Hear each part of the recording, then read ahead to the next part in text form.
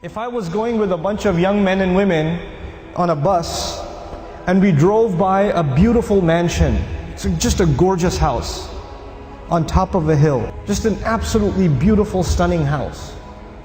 And the driveway into the house, there's a gorgeous car parked outside. And on the back of the house, there's this incredible backyard and a swimming pool and all of it. I mean, whatever you can imagine is there. It's like it's a piece of Jannah on earth. And you see the guy walking into his house. We're driving on this bus and we see this guy walking into his house. And I asked these young men and women, do you think that guy's successful? Do you think he's successful? Overwhelmingly, what is going to be the response? Yeah, that's pretty successful. And the guy, look at him. Look at what he's accomplished in life. That's a pretty successful person. Okay.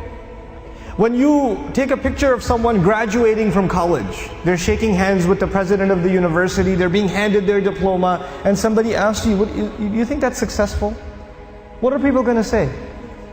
You know, it's going to be Muslims and non-Muslims. Everybody's going to say that that is a kind of what? Success. When somebody gets a job, is that a kind of success? Sure. We congratulate people when they get a job. When somebody buys a house, when somebody starts a business, when somebody gets a new car, when somebody gets married, when people accomplish things in life, then we celebrate them because these are different kinds of small and big successes. Isn't that true? So the bus keeps driving and we see a man, a homeless man, who's living in a cardboard box on the street. And he looks like he's wearing clothes from a couple of years. And you don't want to go close to him because of the smell.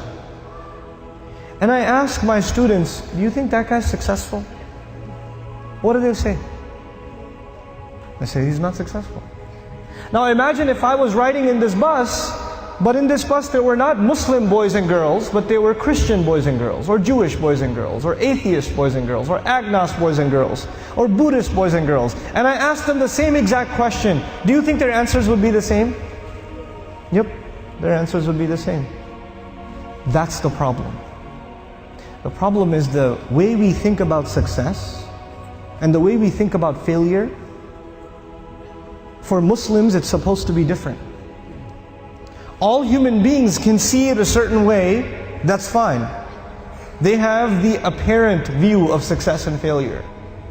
But us, Muslims, Allah has given us clearer glasses. And once you look at reality through these glasses, you see something other people cannot see. You see something other people cannot see. So when you put those glasses on, then you start thinking about the Book of Allah and you realize that one of the most beautiful, captivating, magnificent homes that was ever built was the castle of Fir'aun. It was one of the most amazing homes ever built. And if our bus was driving by the castle of Fir'aun and he was walking into his house and I asked my Muslim children, is that successful? Is that guy successful? What would their answer be? Fir'aun is not successful. He's one of the worst losers in all of human history. Isn't that the case? What was the second kind of person we ran into? There was one guy walking into a mansion. What was the other guy? It was a homeless guy. Okay. Ibrahim alayhi salam was kicked out of his house. He was told to leave the house. So he's homeless.